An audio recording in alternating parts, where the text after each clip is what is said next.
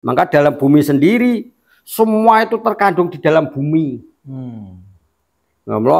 Jadi ulama, akeh dadi wong tua, akeh dadi wali, kudu iso duweni sifat bumi. Orang mau nggawa gempalane jagat nak perlu nguntal jagate ya. Jagate ngoten niku.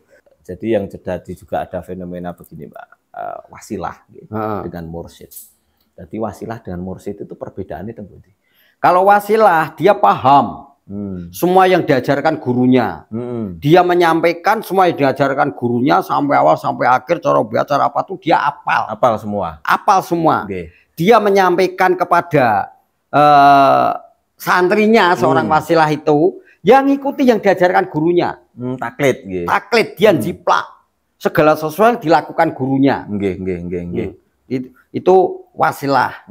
Yang namanya mursyid itu sudah menerima sholawat sendiri saka Gusti Allah. Berarti seorang wasilah itu belum tentu sudah sampai di titik sholat makrifat ini. Belum tentu. Tapi nak tentang makrifat tahu. Oh, nggih, tahu tentang Allah. Ya, tapi tentang makrifat ngono wae ya. Tahu tentang makrifat, tapi dia tidak bisa mengalami kata makrifat. Belum pernah mengalami. Belum pernah mengalami. Tapi kalau seorang mursyid, ngelewati. Sudah. Karena yang namanya makrifat itu pantok-pantoknya makrifat iku si wayang kenal karo dalang.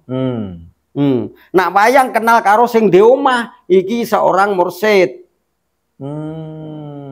Wayang yang kenal sama sing di omah itu seorang mursyid. Seorang mursyid sing nanggap. Kalau wayang kenal dalang kuwi wong makrifat. Pantok-pantoknya makrifat tekan kono.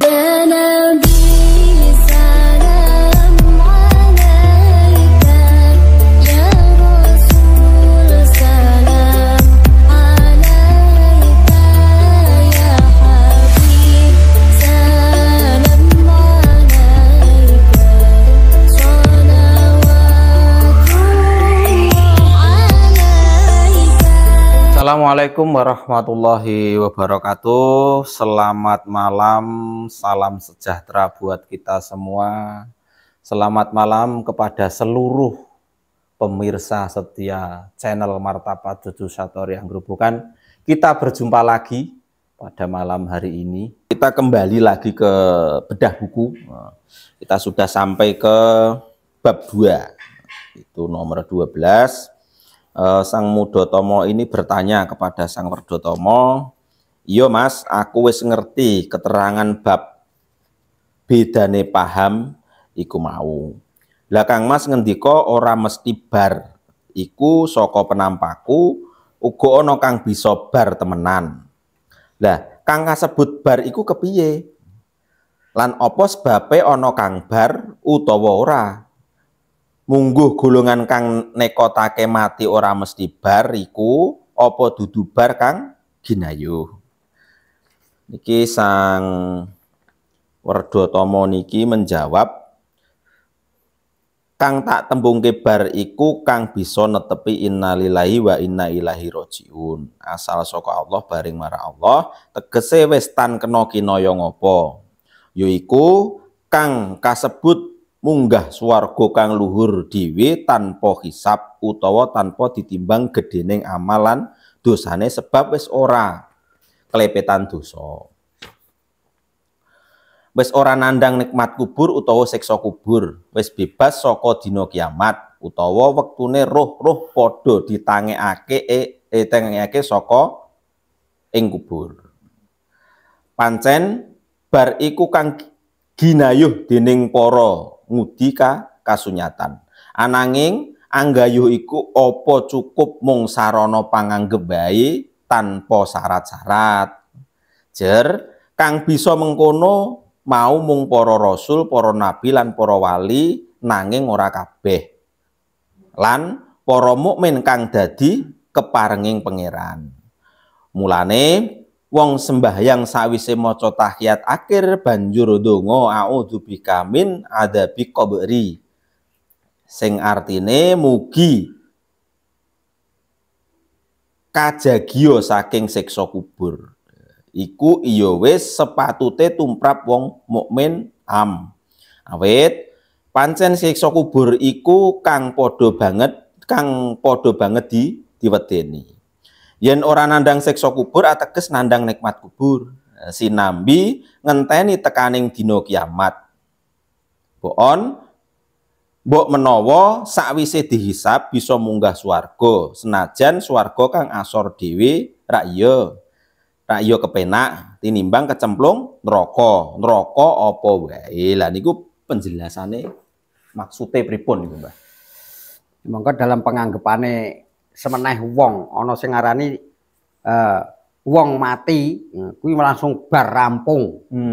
Bar rampung iku sing dikarepake iki mau wong sing wis bisa makrifat nang Gusti Allah. Nggih. Wis weruh sejatine Gusti Allah. Nggih. Lah mula ing kono barang kata-kata mau tembung innalillahi wa inna ilaihi rajiun. Asal saka Allah kembali nang Gusti Allah ki kanggone wong sing wis pupuh kaweruhe, wong sing iso nglakoni sing diarani nglakoni sarengat, tarekah, hakikat lan nganti tekan makrifat. Ngaweruhi nang Gusti Allah, mula bareng mati yo bar.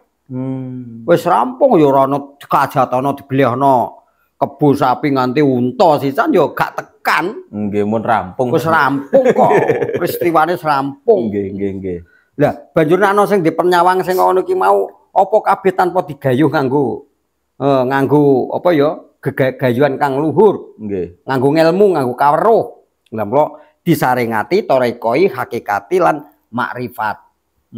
Ngaweruhi dhateng Gusti Allah. Lah mula nganti tekan makrifat nang Gusti Allah nek pancen wis kenal mulai saka donya iki Mas kenal karo Gusti Allah, mongko tentu saja kita kembali kepada Allah.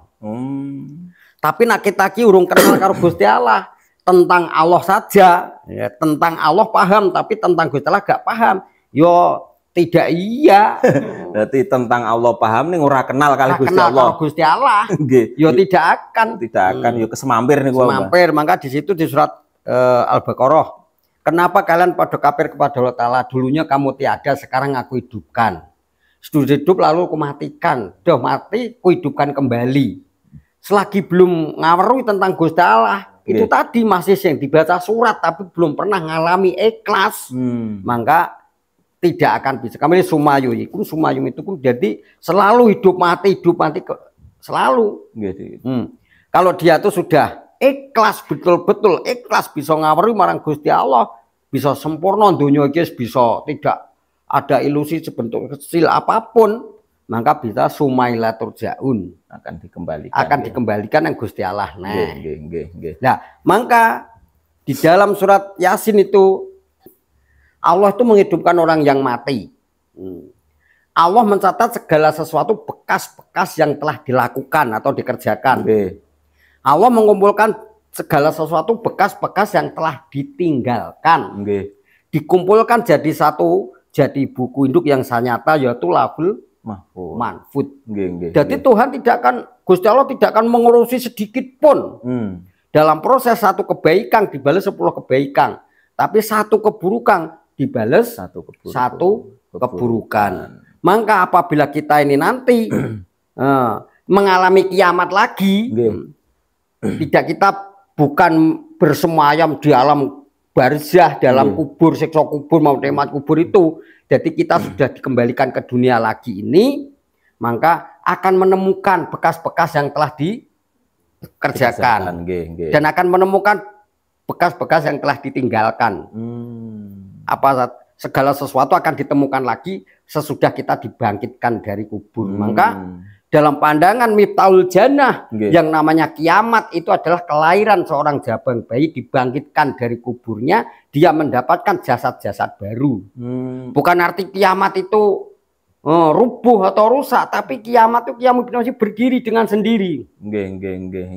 Dia berdiri bangkit dari kuburnya. Dalam arti jasad baru itu berarti meneruskan perjalanan. Perjalanannya tadi. Ya. Nah, maka dari situ dunia nantinya tuh jadi akhiratnya sekarang ini. Kalau seandainya Gus Sukron ini nanti, kalau dia meninggalkan bekas-bekas yang telah dikerjakan, menemukan bekas-bekas yang telah ditinggalkan, maka Lauhul Mahfud nanti kau terima lagi. Tapi jasadmu bukan tidak Sukron lagi, akan menemukan jasad-jasad baru. Jasad yang baru. Tadinya bin Pak Warsam. Warsam sekarang jadi bin Idris misalnya ya. Nggih. Sukron bisa jadi Sakron, Koletron dan sebagainya. Nggih bisa Miyako juga. Nggih. Tapi gini, jadi ada pembahasan tentang syafaat. Jadi syafaat itu adalah pertolongan yang diberikan oleh para nabi, terus kemudian para orang-orang mukmin. Kalau yang sekarang sampai kepada para wali dan para ulama yang meneruskan ilmu Kanjeng Nabi. Nah, fungsi syafaat sendiri itu apakah bisa mengantarkan orang sampai ke innalillahi atau sampai ke Allah, atau dia hanya menolong di batas misalnya orang alim siksa kubur? Ya, yang syafaat itu tinggal jerulan cetek syafaat ya. Misalnya syafaat. Jadi syafaat itu mulai dari nabi, terus ke wali, ya, ke mukmin. Jadi ke mukmin ngawam maupun kos itu punya syafaat juga. Jadi yang namanya syafaat itu adalah tambalan. Seandainya kita tuh punya sarung, itu syafaat itu tambalan. Kalau kita punya ciri-ciri ibadah, kita ngikuti ajaran siapa, dari gurunya siapa, maka benar-benar dia tuh melakukan, sangat taat pada gurunya, dilakukan, semua ilmu diberikan itu dilakukan, dan nanti ada kurangnya, ada bolong-bolongnya ya, itu ditambah dengan syafaatnya gurune.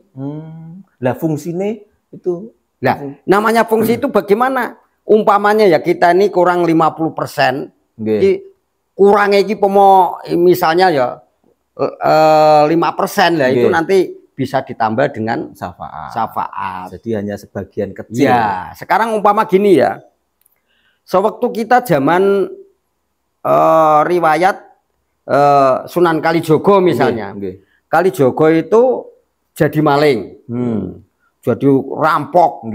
Dia tapi dengan tujuan dia itu dalam rampok bukan untuk diri sendiri.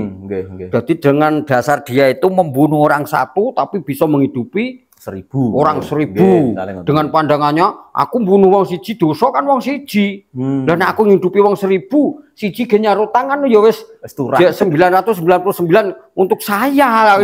Bagi pandangan Kalijogo ya. Jadi fitnahan, semuaan apa saja yang dilakukan Sunan Kalijogo, seandainya sampai berpakaian pun yang paling kusut. Katanya pakai ikat ki kalau kembang gadung itu nak canom gak kuat. Karena apa? Ikat kembang gadung itu dari kain yang paling elek, mekau. Pakaian sorjan itu pakaian yang paling kusut, yang paling elek. Lah maka orang kuat, oke wong nom iki aja tampang yang dijual misalnya ya. Nggih. Lah malah dari itu nggak mampu, dalam arti gak kuat ngelakoni seperti itu. Tapi kalau kita ini karena syafaat, wah Kanjeng Sunan Kalijogo gayane ngene kiye, engko blangkon kok ngene kiye. Yo pede wae karena dapat syafaat kok lho. Dengan tiru-tiru dengan karomahnya. Esensinya yang jadi kesukaan Sunan Kalijogo, malah dia tuh mencari barang yang terendah. Dia suka menyimpan perkara yang bagus, dia munculkan oleh masyarakat perkara-perkara yang buruk. Jadi untuk membuang sifat ria, sifat ngujub, sifat takabur, sifat sombong. Jadi dia tuh berpakaian pun sampai yang paling terkusut, paling rendah. Mula ahli tasawuf itu dalam arti soft itu adalah pakaian yang diciptakan dari bulu domba yang gatal. Atau suf itu adalah juga orang-orang yang sangat apa ya tuh sufi. Ahli sufi itu dalam arti dari kata suf itu tadi.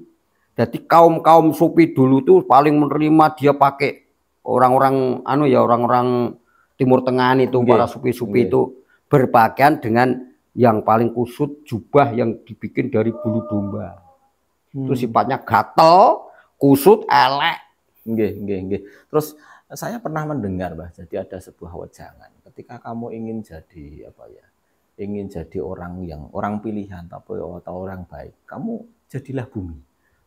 Itu maksudnya pripun? Jadilah bumi. Lah bumi itu, ilmu bumi itu, bumi ku mau didol gelem, dituku gelem, diduduk gelem, diuruk gelem, digengi sing gelem, Nggih. ya, diuyoi gelem, ning akhirnya kamu kan akan kembali ke bumi kan.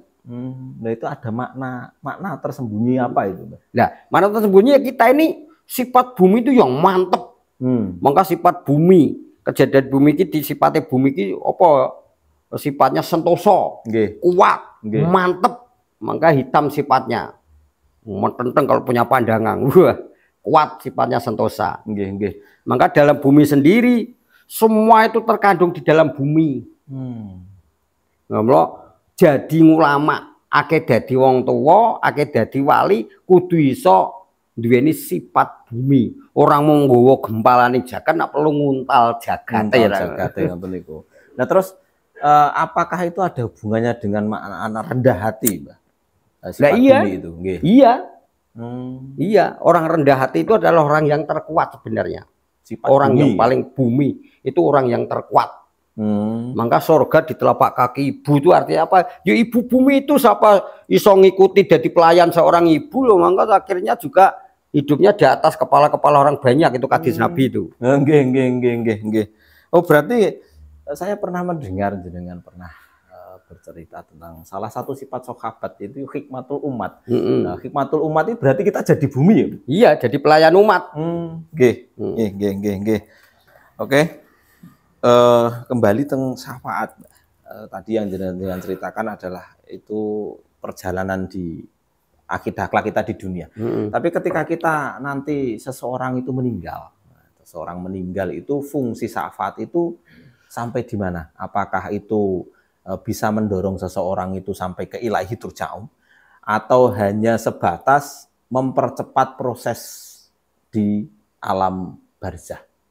Nah, itu saya bilang tadi yang namanya syafaat ki dhuwur ya dhuwur, cendhek ya cendhek. Nah, kelasnya amal perbuatannya rendah, cendhek, tapi dia dengan kata cinta kepada ajaran guru, cinta kepada guru, tapi ternyata dia itu hanya melakukan 25%. Itu ya dia bisa mengantar sampai melewati alam barzah.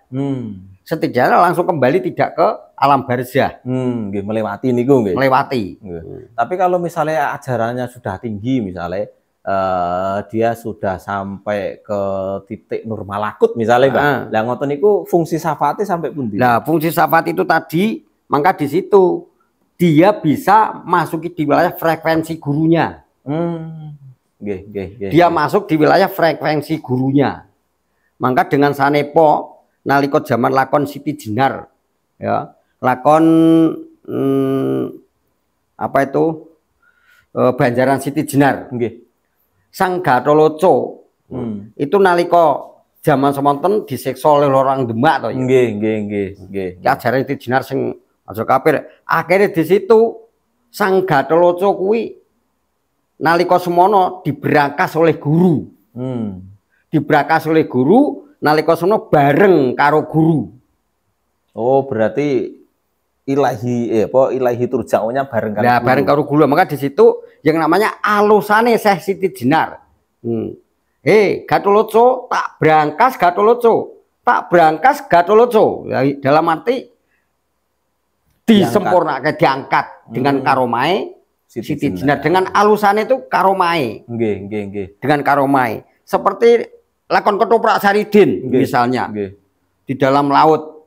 Saridin tak jangkung Saridin, tak jangkung Saridin itu dalam arti dijangkung itu kan dengan karomahnya akhirnya bergelar saya jangkung itu kan kata-kata dijangkung oleh Sunan Kalijogo, selalu dipandang oleh guru. Berarti dalam arti begini ya, Mbah. Jadi syafaat itu juga berfungsi untuk menarik seorang murid. Iya, bersama dengan gurunya. Bersama dengan tergantung dari besar kecilnya cinta. Oh, nggih. Nek cintane tenanan, langkah-langkah sing diteru gurune, frekuensinya sama dengan gurune, maka juga nanti bareng-bareng. Nah, itu kan pernah Kanjeng Nabi waktu zaman berjumpa dengan para sahabat-sahabat, dan kan di situ ada kaum apa itu namanya? Kurdi kan. Kanjeng Nabi menceritakan tentang kiamat. Kiamat sudah dekat. Lalu orang Kurdi sendiri, kapan ya Rasul? Loh, Kamu kok tanya kapan Rasul? Opo kowe wis duwe bekalan? Hmm. Dereng. Nggih. Lho, lha kowe kete kok kiamat kapan? Wong kowe duwe bekalan. Lah bekalamu opo? Ya Rasul, bekalan saya hanya cinta kepada Rasul. Oh, iya itu. Rasul baru bisa manro anggut. Maka orang yang cinta kepada Rasul, maka dia akan masuk surga berbareng-bareng dengan Rasul. Berarti tergantung kadar cintanya. Kadar cintanya. Syafaat niku nggih, nggih. Terus gini, Mbah. Saya pernah mendengar cerita wayang tentang Pandu Swarga, Mbah. Nah, Pandu Swarga ketika Bratasena itu adalah gambaran anak soleh. Nah, terus apakah bisa seperti itu ketika dia mengangkat orang tuanya yang di neraka terus diangkat sampai kepada ilaihi turja'un. Apakah itu juga bisa, Mbak? Ya bisa. Syaratnya bisa. Syaratnya 3 perkara itu kan. 1 ilmu yang manfaat. Nggih. 2 ya namakan anak soleh. Nggih. 3 adalah amal jariyah. Amal jariyah. Jadi 3 syarat itu yang menciptakan anak soleh, kemudian yang menyelamatkan orang tuanya. Menyelamat orang tuanya. Oh, nggih. Terus Kanjeng Sunan Kalijogo, jenengan tadi nyinggung tentang Kanjeng Sunan Kalijogo itu pernah punya tembang apa namanya, yang judul iki Manuk Ucul Saka Sangkar niku maksudnya pripun? Yaitu tentang orang belajar olah kematian itu. Nah, orang olah dengan kematian. Nggih. Jadi diartikan itu tadi yang namakan Allah itu bahasa Indonesianya apa orang orang? Nggih. Ya, tapi kan tak jawab dengan kata Tuhan. Nggih. Kalau Allah dan hu dibalik bisa. Zikir zuhud kasroh biwadah karena Allahu. Zikir zuhud wadah bikasroh hu Allah. Tapi kalau Tuhan kan tidak bisa dibalik. Nah, Tuhan misalnya.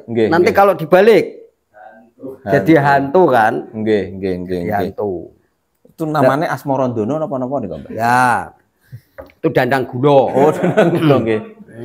Nggih. Iku namanya dandang gulo. Jadi maka di situ itu yang bertanya bahasa Allah itu dalam bahasa Indonesianya apa lah. Nggih. Tentang ingin tahu. Ora beda kata Muhammad itu tadi bahasa Indonesianya bagaimana. Itu tentang kematian. Jadi ingin tahu makna hidup. Dimaksud dari tempat. Dimaksud itu orang itu suruh mencari makna hidup di dandang gulo itu. Dandang gulo. Nggih. Nah, mula di situ dengan pupuhnya. Nggih. Kawruhana. Sejatining urip lamun benjang pinanggih palastra.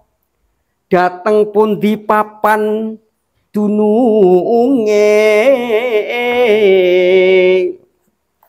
umpama manuk mabur ucul saking kurungang naiki dateng pundi penculan benjang jo nganti ke leru upama wong lunga sanja jan sinanjan tan wurunga bakal bali mulih mula-mulanira. Ini dengan arti pupuh ini kawruhana ketahuilah nggih. Kawruhana sejatining urip pada hakikatnya hidup. Nggih. Lamun benjang pinanggih palastra jikalau nanti sudah berjumpa dengan maut. Nggih. Dateng pundi papan dununge di mana tempatnya. Nggih. Umpama manuk mabur seandainya burung terbang ucul saking kurungang naiki lepas dari sangkarnya datang pundi penculaan benjang di mana nanti saya teduh. Nggih, berada. Jo nganti keleru, jangan sampai salah. Nggih. Umpama wong lunga sonjo, seandainya orang bermain-main, dulan-dulan kita main-main ya. Wisata. Jan sinanjan, kita pergi main-main, genti main-main lagi di mana? Jan sinanjan, tan burung bakal balik. Orang pergi bermain-main itu nantinya akhirnya juga akan pulang, ya. Mula nero akan kembali kepada asalmu dari mana. Nah, maka di situ ibaratnya kawruh ana jatining hidup sebatining urip iki mau lamun benjang pinangge palastro, berarti ini kan kalau kita akan berjumpa dengan makna hidup itu benjang nantok seandainya nanti kalau kita sudah berjumpa dengan mautmu. Itu berjumpa dengan maut artinya apa? Selama kita masih hidup maka artinya kita bisa belajar mati, bisa melepaskan roh, bisa belajar mati seandainya burung terlepas dari sangkarnya itu.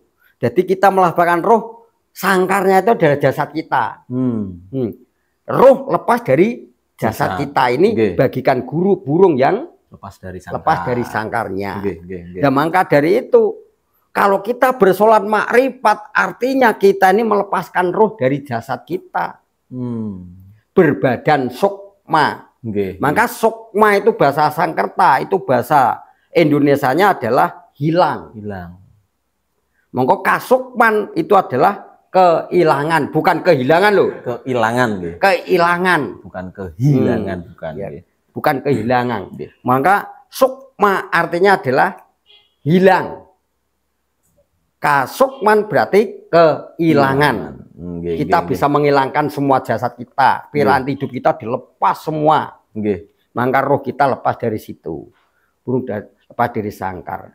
Maka artinya nanti benjang kapan penceroamu, kamu berteduh di mana, jangan sampai keliru. Panggonamu ngendi? Ya, panggonamu ngendi. Nanti kalau kita sudah tengok di sana, oh iya, kita sudah makrifat ngawerui, melihat apa arti hidup, apa mana hidup, apa arti Allah itu sendiri. Nah, maka dia akan kembali ke sangkarnya lagi. Oh, itu namanya sholat makrifat. Terus gini, Mbah, saya pernah mendengar dari para sepuh ada orang tua itu dulu pernah berkata, kowe nak pengen sinau mati sing sejati, kowe ngguru karo wong sing wis mati. Itu maksudnya pripun? Lah ya betul. Maksudnya pripun? Kalau kita ingin tahu pati yang patitis, pati yang sejati, pati yang hakiki, bergurulah kepada orang yang sudah mati. Mboten sing teng mati teng kuburan, Mbah. Itu namanya orang mati. Nah, orang yang sudah tidur berarti sekarang sudah bangkit bangun lagi, kelilir, mau wis turu. Ya, sudah tidur. Kalau orang tidur beda ya. Ya, kelilir. Nanti misalnya jam 8 kita tidur, jam 10 kita ngelilir. Bangun. Itu namanya bangun, itu namanya sudah tidur. Kalau belum bangun berarti masih tidur. Tidur, bukan masih tidur, tidur. Nah, maka orang yang mati itu ya itu nggak akan kembali lagi. Tapi kalau orang yang sudah mati berarti wis ngalami kematian, kita kembali lagi. Namanya sholat makrifat. Berarti kata guru karo wong sing wis mati berarti wong sing wis sholat makrifat. Wis sholat makrifat wis mengalami mati yo. Wis piknik sampai di alam bumi kanane, bukan arti wong sing wis mati nang kuburan digugah. Nah, maka kalau mau tanya bermimpi, tanyalah orang yang sudah tidur ya. Kalau orang tidur jangan ditanya. Nek jek turu nglindur rasa tadi.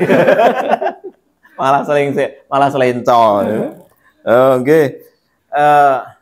Menurut pupuh dandang gula tadi, berarti kan misalnya seorang guru ya, terus membedakan antara guru yang wis mati aru guru apa guru yang sudah sholat makrifat sama guru yang belum sholat makrifat itu perbedaannya tentang Ya sangat beda dong. bedanya tentang Mbah. Sangat beda.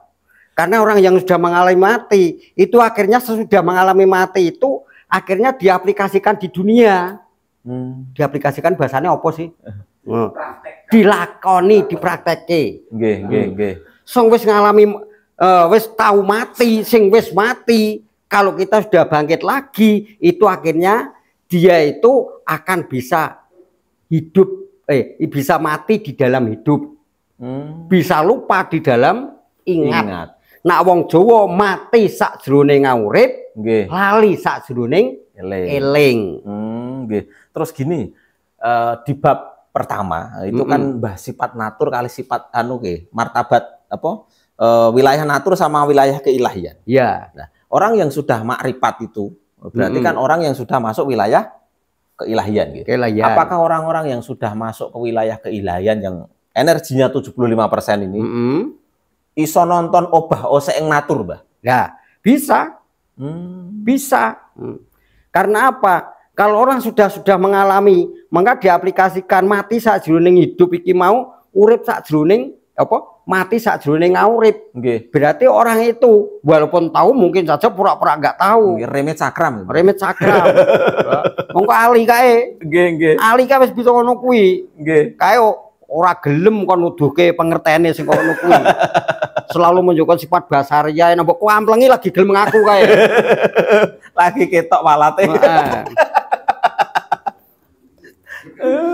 Lah mongko sing darani mati sakjroning urip, ibarate wong jeneng donya ning wis kaya dene wong mati. Jujurke ngalor karepmu, jero ngetan karepmu, dipitnah karepmu, dicacat paido karepmu, ditipu, diapusi, diopo-opo, cek endah, cek lah. Nggih. Dianu ndah. Lah wis kabeh ora ungking ngakale. Wis ora ungking ngakale iki ngono wis.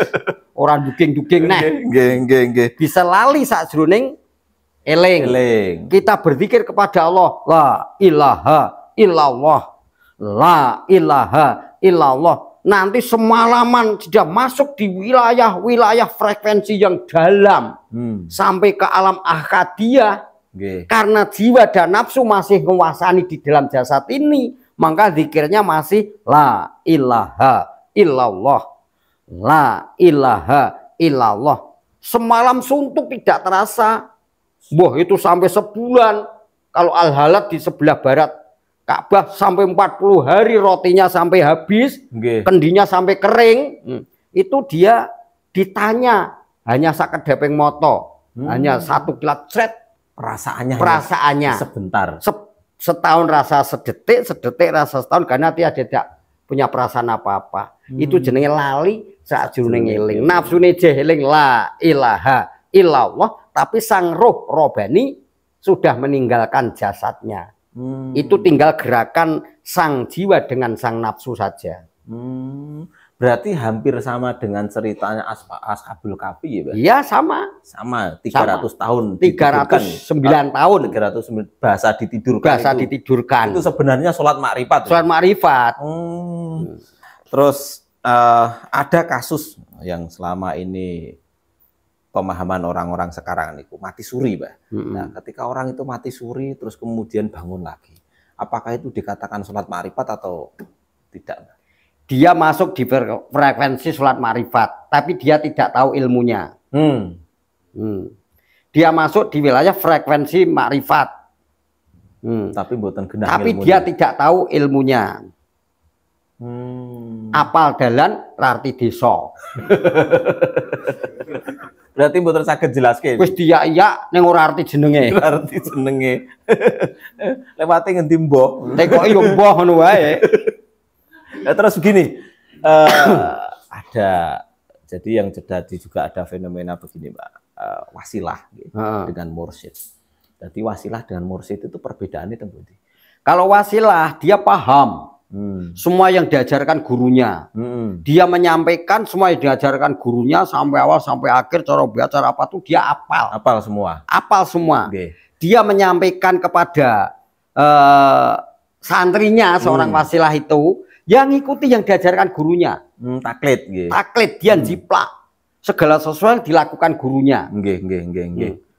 Itu wasilah. Nggih. Yang namanya mursyid itu sudah menerima sholawat sendiri saka Gusti Allah. Nggih. Berarti seorang wasilah itu belum tentu sudah sampai di titik sholat makrifat ini. Belum tentu. Tapi nak tentang makrifat tahu. Oh, nggih, tahu tentang Allah. Ya, tapi tentang makrifat ngono wae ya. Tahu tentang makrifat, tapi dia tidak bisa mengalami kata makrifat. Belum pernah mengalami. Belum pernah mengalami. Tapi kalau seorang mursyid, ngelewati.